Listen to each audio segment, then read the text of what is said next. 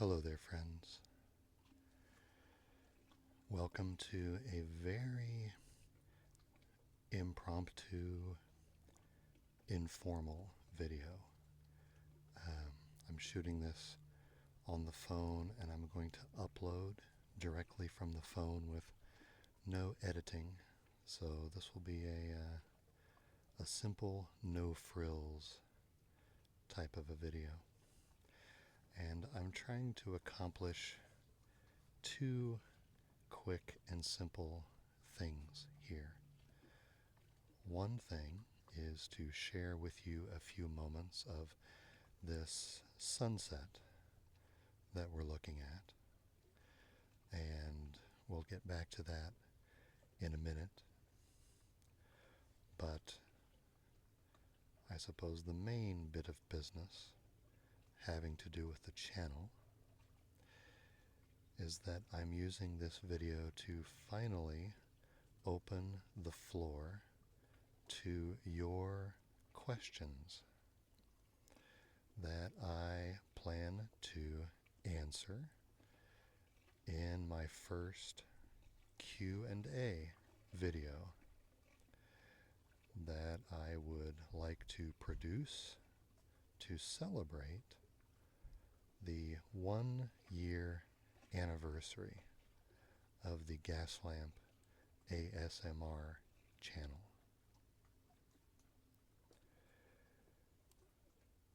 That anniversary is coming up in the middle of August. I believe August 14th is the 1-year anniversary of the upload of the sentimental pocket watch video. And so in celebration, I would like to do my first Q&A. So my plan is to record the video with the answers to all of your questions sometime on the weekend of Friday, August 11th, and to release it that weekend for the anniversary. So if you could please do a couple of things for me. One, please ask your questions, as many as you like. You can leave them here in comments to this video, or if the questions are shorter, you can feel free to leave them in the comments to this video on my Twitter page, or on the opposite extreme, if you have a lot of questions or if they're longer, feel free to email them to me directly at the email address you can find on the About tab on my YouTube channel. Please send me your questions, and if you have an opinion on this next question, this is optional, but if you have an opinion, please let me know whether you would prefer to see these answers in a properly shot and edited video along the lines of all of the other ones on my channel, or if you would like to see these answers done in a live stream. And if I did a live stream, I would, of course, then publish that live stream on the YouTube channel for everyone to see after the fact. There are pros and cons to each approach, of course. If I did the live stream, the video portion of the content would not be quite as crisp and sharp as it would be if I edited the video the way I normally do. The sound should be comparable, at least good enough for answering questions.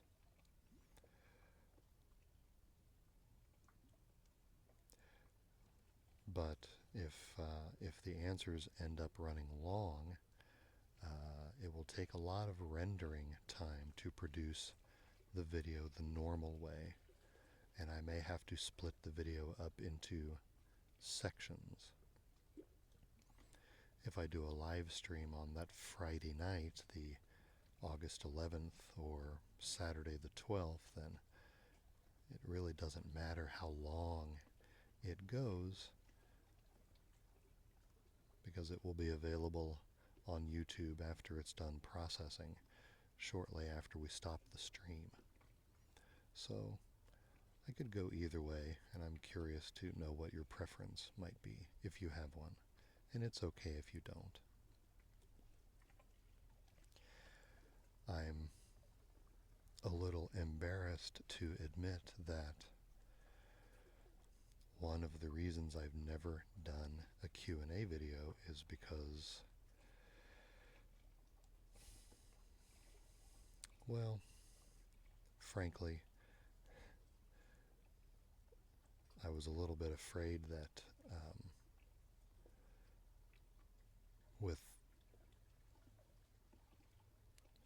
with the smaller subscriber milestones that have come before this 1-year anniversary, I was a bit afraid that I would ask for questions and not get very many. So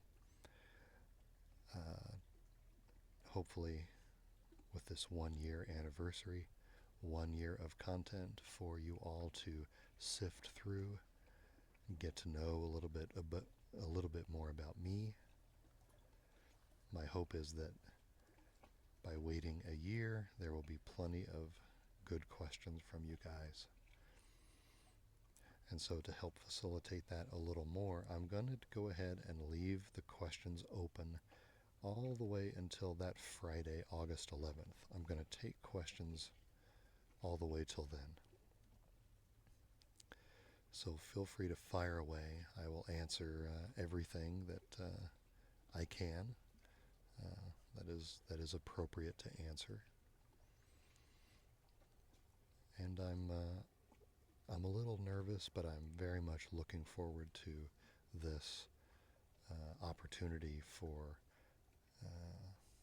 you to find out a little bit more about me, to look under the hood a little bit more between this Q&A video and the recent forays into live streaming. I've been really enjoying the chance to open up more interaction between me and you. So I hope you will do me a favor and take advantage of this opportunity and fire away and ask me anything, okay? So again, the floor is yours. Ask questions for the 1-year anniversary Q&A video that will come out sometime the weekend of August 11th. You can ask questions all the way until Friday the 11th. And you can ask them here on the YouTube channel or on Twitter, or send me an email. And I look forward to hearing from all of you.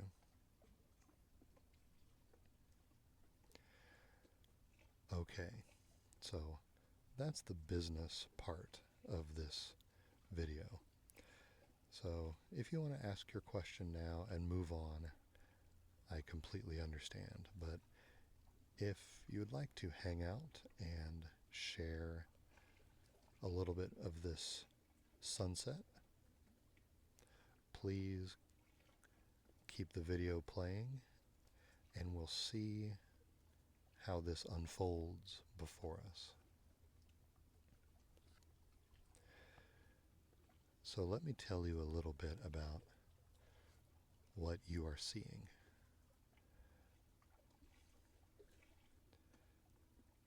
This is Kangaroo Lake in Door County, Wisconsin. And we are on the eastern edge of the lake, looking to the west.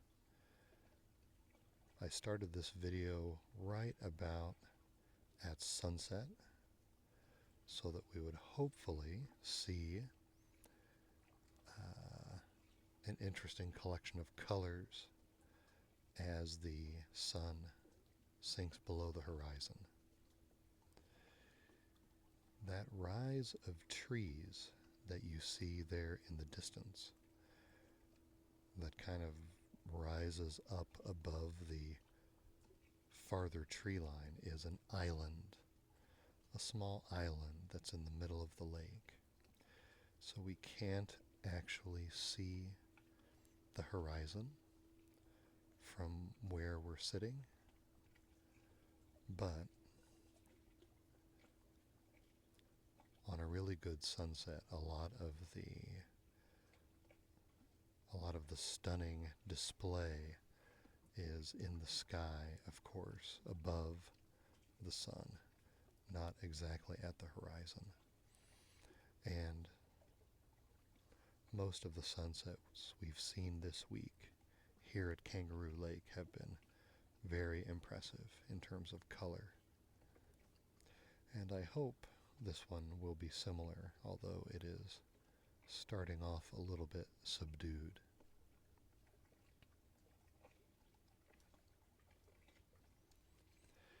You know,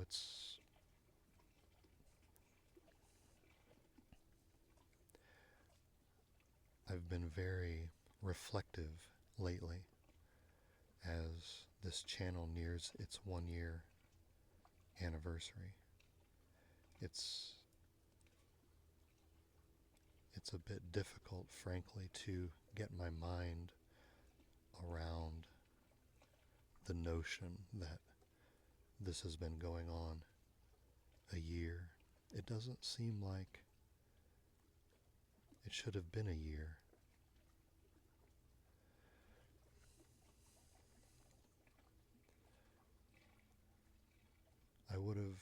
I would have sworn that I just uploaded that first pocket watch video a month ago or 2 months ago. It doesn't make sense that it's been a year, and I think a lot of that has to do with the bi-weekly cadence of the channel.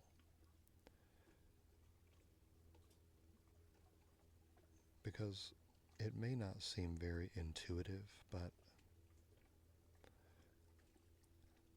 I do spend a lot of those 2 weeks thinking about the next video, thinking about what I want it to look like and sound like and what I want to talk about. And I think when you chop off little pieces of the creative elephant 2 weeks at a time, and you never look beyond the next 2 weeks, that's the part that can make time seem to pass so quickly. I think about a video for a couple of weeks and I finally get it filmed and edited and uploaded, and as soon as I hit the upload button, I'm on to the next 2 week chunk. Look at the list, pick the next idea that seems to be jostling its way to the top of the list in my mind. Which one feels right? Which one seems like it's going to be the next best fit for my mood and what's going on in my life? And where do I feel led to go next? And then you dig into that and you visualize and figure out how it should look and sound, and you put it together and hit upload, and then you're immediately on to the next 2 week chunk, never looking back. And when you spend all that time looking down, head down, chunking away at ideas 2 weeks at a time, the next thing you know, you look up and a year has passed. And it just doesn't seem possible.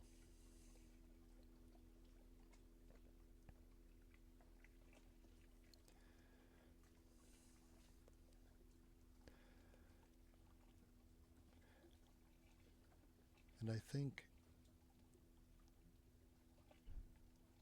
that's one of the reasons I feel led to create a 1 year anniversary Q&A video rather than 1,000 sub video or a 1,500 sub video when the time comes. I don't think we celebrate calendar milestones in this community as much as we should.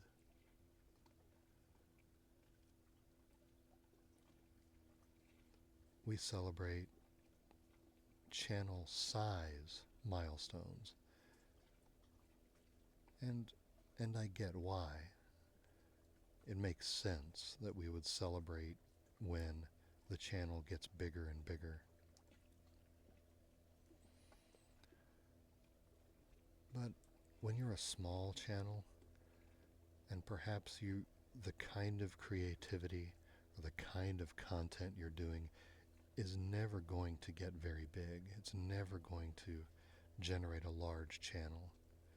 But you have something creative to say, you have a voice, you have an identity that you want to put out there to whatever small, loyal, understanding audience is there to receive it. And you keep doing that, and you keep telling your story, even though your channel doesn't get big.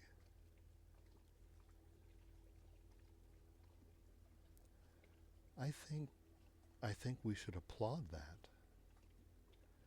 That kind of patience and persistence, particularly in a creative venture where you create something personal and you send it out into the world to be accepted or rejected as it will. That's a very personal process, and it takes a lot of courage to take little pieces of yourself and carve them away and send them out into the world to see what'll happen.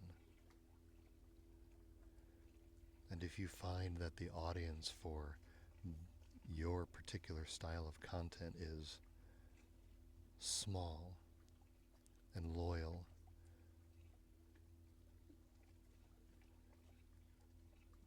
and you see that as a reward, as a satisfying benefit of the process, and you keep doing it and you keep doing it, I think that's important. Not every channel is going to get to 10,000 subs or 20,000 or 50,000. Not every style of content is meant to speak to that large an audience. I think about this whenever I come across a video. I'm sure this has happened to you. You come across a video you've never seen before from an artist that you've never seen before, and you look at it and you watch it, and it really strikes you. You can see the potential, right, in a particular artist. You can see the beginnings of a real unique creative force in the community. And you say, wow, this is wonderful. I love this. I love what they're doing. Let me look at their channel and see what else they've done. And you find that the artist produced 3, 5, 7, a dozen videos. and the last video was 3 years ago, and they stopped. I find examples of that all the time, and I presume you do as well. And I think about that. Whenever I find an artist like that, I think it sits with me for a little while. Because obviously there are perfectly legitimate reasons why they may have moved on. Perhaps they didn't really enjoy the process that much, and that's fair. This is a hobby for most of us. For most of us, you'd better be having fun, right? Or perhaps it was a priority issue. Perhaps the artist enjoyed it perfectly fine, but there was just too many other things vying for their attention, and they just couldn't devote the time that they wanted. Also, perfectly legitimate. But I wonder sometimes about another category. What about people who just perhaps didn't have their expectations adjusted quite right? Maybe they did a few videos and they liked it fine, and they would have done more, but they just didn't see the growth that they expected to see. Maybe their expectations were flavored in some way by seeing a favorite channel of theirs blow up before their eyes and just get huge. And it's amazing when that happens. I'm so proud of all of the artists that I've come to know whose channels have done that. It's an amazing thing to watch. But maybe there's an artist out there that thought their content would do the same, and when it didn't, it soured the experience somehow. Maybe they didn't have the patience to do content long enough for their audience to find them. I do think every creator has an audience. Every style of content has an audience, but there's so much saturation these days. It can take a while for your audience to find you. And if you don't have the patience, if you don't have the persistence to give that audience a chance to find you through all of the content that's out there, then perhaps your creative voice is stopped prematurely.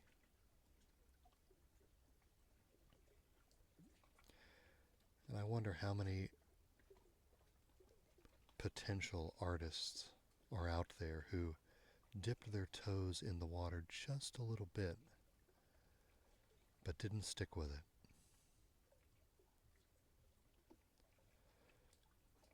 How many new voices of the community have small, dead YouTube channels where you could see the spark, you could see the beginnings, but we'll never know, right? We'll never know what they could have become. So that's why I would love to see, not like my voice, carries any weight in the community, but I would love to see more celebration of 1-year anniversaries and 2-year anniversaries and 5-year anniversaries. Artists should be celebrating the journey, the process. If you have the persistence and the patience to keep telling your story, regardless of how big or small your channel gets, that's something worthy of celebration, I feel. I know we're not meant to be prideful. about our works, but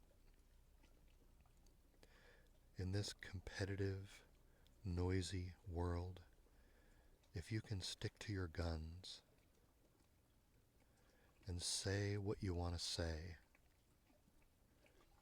and keep a slow, steady path forward in the midst of all of that, I think you deserve to throw yourself a party.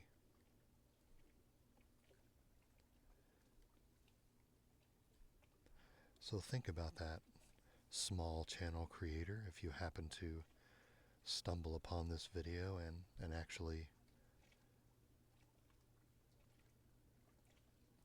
keep watching this long.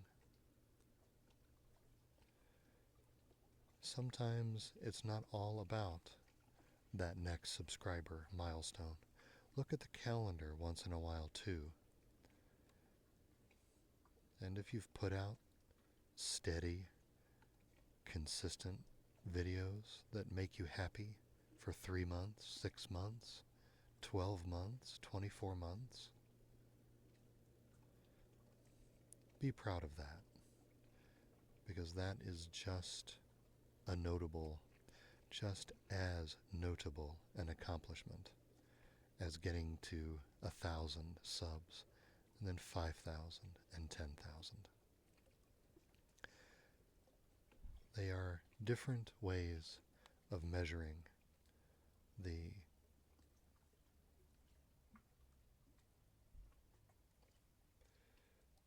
journey that we're on. Neither is more or less valid than the other. But some of us will never get to that 10,000 and 50,000 mark. But if we stay on that journey for a year or 2 or 3 or 5, it's okay to give yourself a day and make a big deal out of it.